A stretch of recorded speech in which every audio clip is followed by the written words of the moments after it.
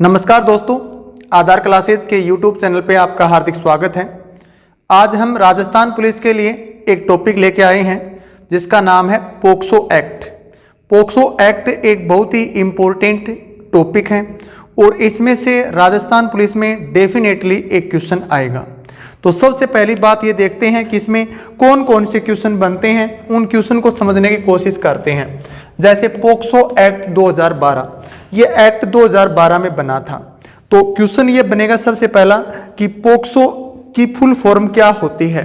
तो पोक्सो की full form होती है the protection of children from sexual offence. The protection of children from sexual offence, बच्चों में यौन अपराधों से सुरक्षा अधिनियम। बच्चों में यौन अपराधों से सुरक्षा अधिनियम है।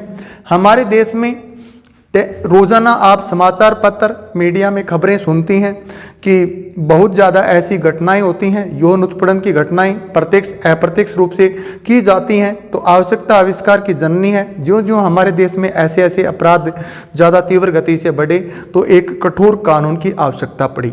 तो सरकार ने तुरंत पोक्सो एक्ट का प्रावधान किया। ये एक्ट 2012 में बना था। इसमें अगला जो क्वेश्चन बनेगा वो बनेगा कि पोक्सो एक्ट कब लागू हुआ। तो आपको ध्यान रखना है, जैसे आप पढ़ते हैं कि बाल दिवस कब मनाया जाता है, तो बाल दिवस हमेशा मनाया जाता है 14 नवंबर को। कब मनाया जाता है? 14 नवंबर को। 14 नवंबर को किसका जन्मदिन आता है? 14 नवंबर को जवाहरलाल नेहरू का जन्मदिन आता है और उसे बाल दिवस के रूप में मनाते हैं। तो ये कानून लागू हुआ था 14 नवंबर 2012 को। कब लागू हुआ था? 14 नवंबर 2012 को लागू हुआ था। तो अगला क्वेश्चन ये हो गया, पोक्सो एक्ट कब लागू हुआ। तो पोक्सो एक्ट जो है वो 14 नवंबर 2012 को लागू हुआ। अब आगे क्या हुआ कि पोक्सो एक्ट में संशोधन करने की आवश्यकता पड़ी। जैसा कि आपने एक दिल्ली में रैप की घटना हुई थी बहुत बड़ी, एक उन्नाव में हुआ था, एक कठुआ में हुआ था। तो हमारे देश में बहुत बड़े आंदोलन हुए थे। अब उससे क्या हुआ कि सरकार एक विधेयक लेकर के आई, इसमें संशोधन करने का विधेयक। और पोक्सो एक्ट में संशोधन की हम बात करें तो इसमें संशोधन जो है वो जुलाई 2019 और अगस्त 2019 लोकसभा राज्यसभा में किया गया। और संशोधन के बाद में इसमें कुछ प्रावधान ये किए गए कि 18 वर्ष से कम आयु के सभी जो लड़के लड़कियां हैं वो बालक माने जाएंगे। और उनमें एक सज़ा की बात ये कही गई कि 12 वर्ष से कम आयु के किसी का यौन उत्पीड़न होता है, किसी के साथ में ऐसी घटना होती है रैप की, यौन उत्पीड़न की, तो उसके लिए फांसी की सज़ा का प्रावधान किया गया है। फांसी की सज़ा जो है वो बढ़ाई गई है। 2012 में जो सज़ा का प्रावधान किया गया था उसे 2019 में बढ़ा दिया गया है। पोक्सो एक्ट में एक बार संशोधन हो चुका है। वो संशोधन कब हुआ है? लोकसभा में जुलाई 2019 में और अगस्त 2019 में राज्यसभा में संशोधन हुआ है। तो यहाँ पे ये कहा गया, एक बात तो ये ध्यान रखना है कि 18 वर्ष से कम आयु के सभी लड़के लड़कियां जो हैं वो बालक बालिकाएं मानी जाएंगी। बालक की परिभाषा में संशोधन किया गया। और 12 वर्ष से कम आयु की बच्ची के साथ में कोई रैप या रैप उत्पीड़न की या ऐसी कोई घटना होती है तो पोक्सो एक्ट के तहत उस पर कार्रवाई होगी और उसे फांसी की सज़ा का प्रावधान किया गया है। इसी तरीके से 16 वर्ष से कम के बच्चे के साथ में ऐसा होता है तो उसे 20 वर्ष की सज़ा या न्यूनतम 20 वर्ष और अधिकतम उम्र कैद हो सकती है। और 16 वर्ष से अधिक आयु के बच्चे के साथ में ऐसा होता है तो उसके लिए 10 वर्ष की सज़ा का प्रावधान किया गया है। तो ये संशोधन में इसमें 3 बातें, यहाँ से 3 क्वेश्चन बनते हैं कि 12 वर्ष से कम आयु का जो है उसके लिए फांसी की सज़ा, 16 वर्ष से कम आयु का जो है 12 वर्ष से बड़ा है उसके लिए 20 वर्ष न्यूनतम अधिकतम उम्र कैद की सज़ा का प्रावधान है। 16 वर्ष से अधिक आयु की हम बात करें तो इसके लिए 10 वर्ष की सज़ा का प्रावधान है। अब इसमें कुछ अन्य फैक्ट हैं, वो देखिए। पोक्सो एक्ट में पूछा जाए कि कुल कितने अध्याय हैं, तो पोक्सो एक्ट में अध्याय की संख्या जो है वो 9 है। अध्याय कितने हैं? 9 हैं। ये क्वेश्चन बनेगा एक। पोक्सो एक्ट में अध्याय कितने हैं? 9 हैं। और धाराएं 46 हैं। धाराएं कितनी हैं? 46 हैं। अब सारी धाराएं यहाँ पे क्वेश्चन नहीं आएगा, यहाँ पे केवल हम उन धाराओं की बात करेंगे जहां से डायरेक्टली क्वेश्चन आने की संभावना है। तो आपको ध्यान ये रखना है, सबसे पहला कोई भी अधिनियम या एक्ट या कानून आता है तो उसके इंट्रोडक्शन, उसकी डेफिनेशन के बारे में उल्लेख किया जाता है।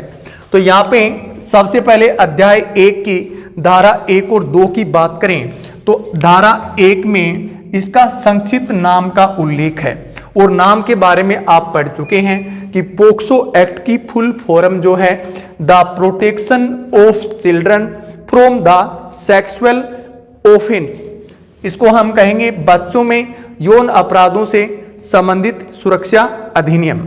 तो यहाँ पे धारा 1 में इसका संक्षिप्त नाम का उल्लेख किया गया है। किसके नाम का उल्लेख? पोक्सो एक्ट के नाम का उल्लेख।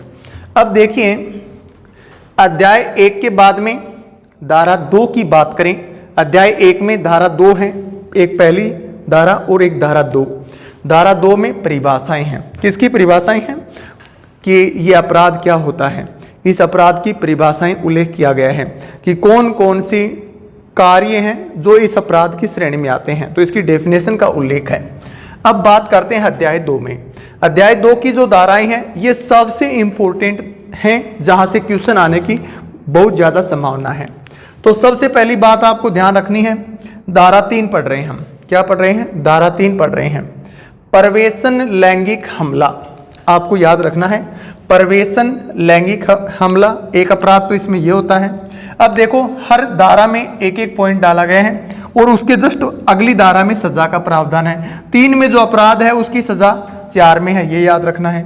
5 में अलग अपराध है, गुरुतर प्रवेशन लैंगिक हमला है इसमें। अब धारा 5 में जो अपराध है उसका धारा 6 में सजा है। उसके बाद में धारा 7 में है लैंगिक हमला। उसके बाद में धारा 8 में 7 वाला जो अपराध है उसकी सजा का उल्लेख है। धारा 9 में गुरुतर लैंगिक हमला। उसके बाद में धारा 10 आता है, इसमें 9 वाला जो अपराध है इसकी 9 वाले अपराध की सजा का प्रावधान धारा 10 में है। और धारा 11 जो है इसमें लैंगिक उत्पीड़न।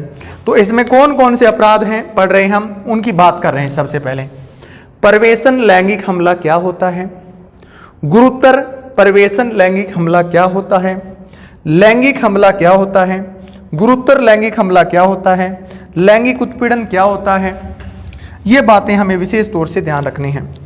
तो सबसे पहली बात ये देखिए कि प्रवेशन लैंगिक हमला, प्रवेशन लैंगिक हमले का मतलब है इसमें उसके गुप्तांग जो होते हैं उनके साथ में उनमें किसी प्रकार के लिंग आदि वस्तुओं को डालना इस श्रेणी में आता है, प्रवेशन लैंगिक हमले में आता है।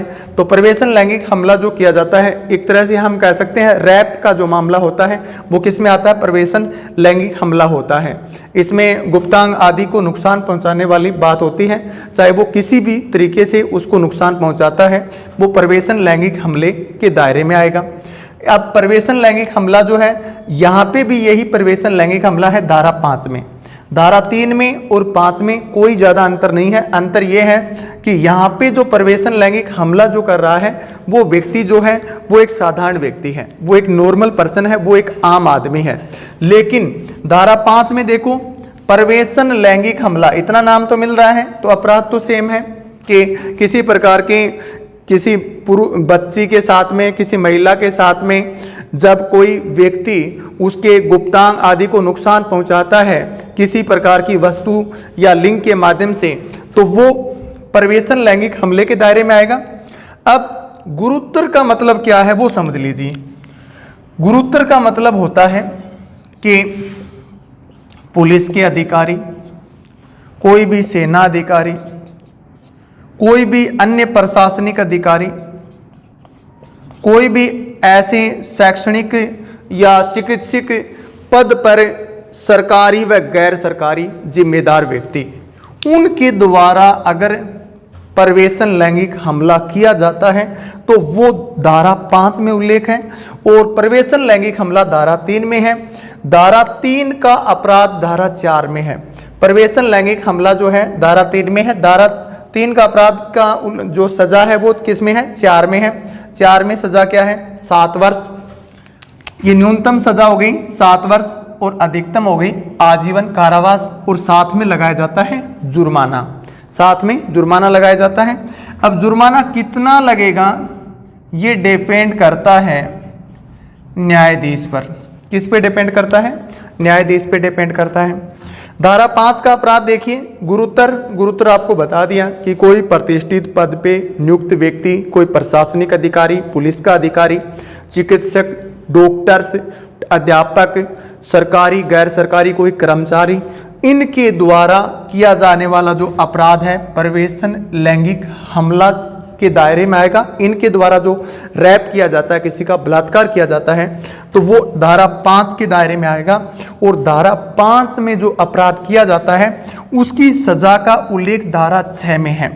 धारा 5 में गुरुतर प्रवेशन लैंगिक हमला है, इसकी सजा का उल्लेख धारा 6 में है। इसमें 10 वर्ष की सजा न्यूनतम है, आजीवन कारावास अधिकतम है। जुर्माना लगाया जाएगा, कितना लगाया जाएगा वो डिपेंड करता है न्यायाधीश पे।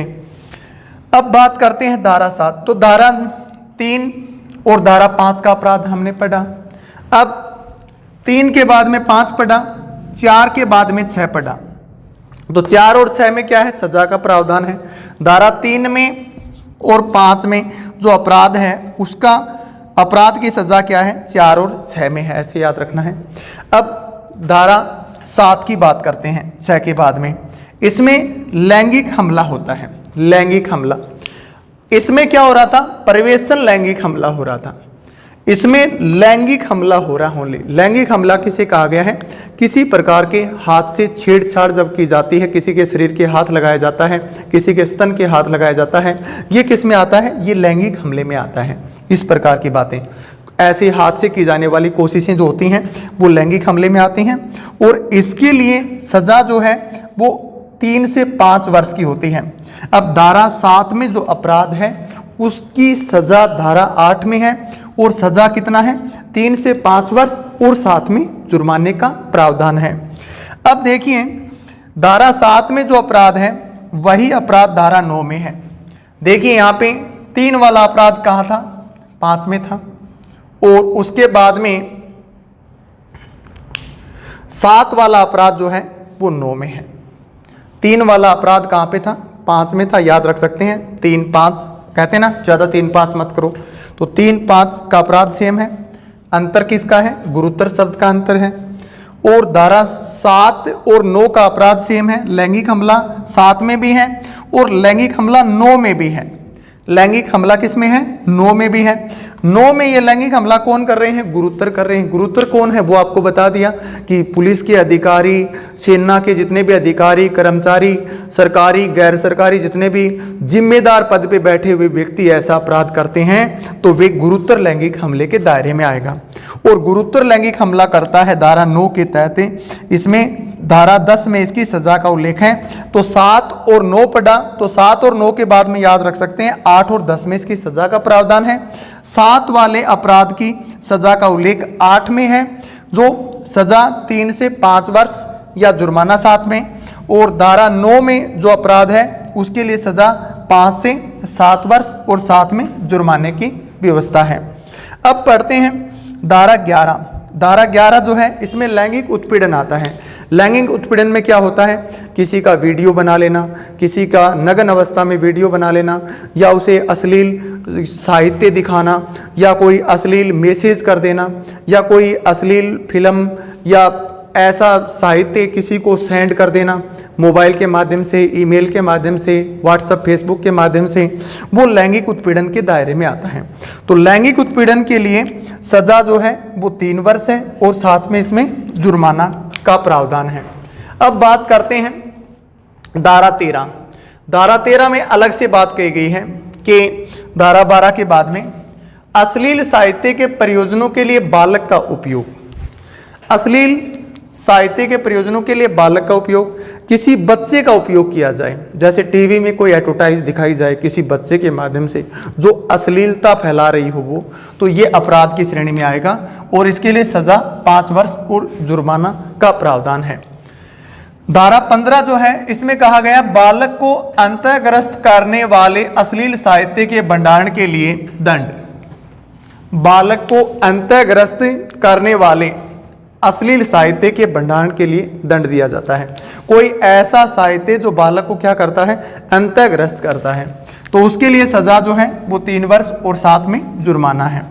इन सारे अपराधों का साक्ष्य जो है वो कितने दिन में जुटाना है, 30 दिन में जुटाना है। इनका साक्ष्य कितने दिन में जुटाना है, 30 दिन में जुटाना होता है।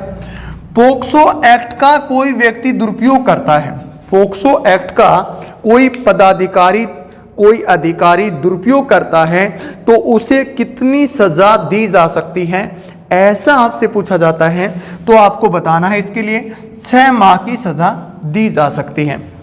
घटना नजरअंदाज करना, घटना नजरअंदाज का मतलब है कोई रैप की घटना हो रही है या किसी के साथ छेड़छाड़ की घटना हो रही है, इस तरह की कोई घटना हो रही है और आपके सामने हमारे सामने हो रही है और हम उस घटना को नजरअंदाज कर रहे हैं, तो पोक्सो एक्ट में ये कानून बनाया गया है कि देखने वाला भी दोषी है और जो व्यक्ति देख रहा था या उनका वीडियो बना रहा था तो उसे 6 माह की सजा का प्रावधान किया गया है।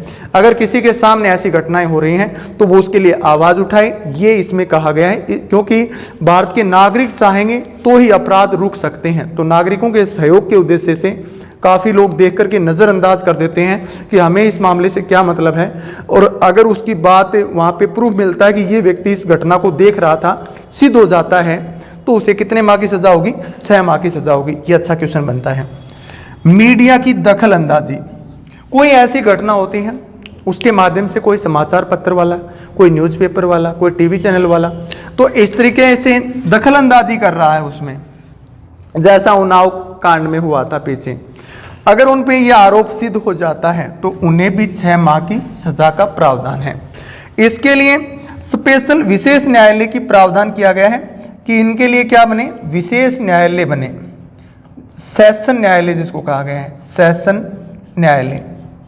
सेशन न्यायालय का प्रावधान कौन करेगा, सेशन न्यायालय का प्रावधान या तो उस राज्य की सरकार करेगी या उस राज्य का हाई कोर्ट करेगा। तो एक विशेष पोक्सो एक्ट के तहत एक विशेष न्यायालय जल्दी सुनवाई के लिए ऐसा किया जाता है, तो वो विशेष न्यायालय या सेशन न्यायालय के नाम से जो बनेगा उसका गठन राज्य सरकार या उस राज्य का उच्च न्यायालय हाई कोर्ट करेगा। तो ये हमने पोक्सो एक्ट के बारे में पढ़ा कि पोक्सो एक्ट कब लागू हुआ था, 14 नवंबर 2012 को लागू हुआ था।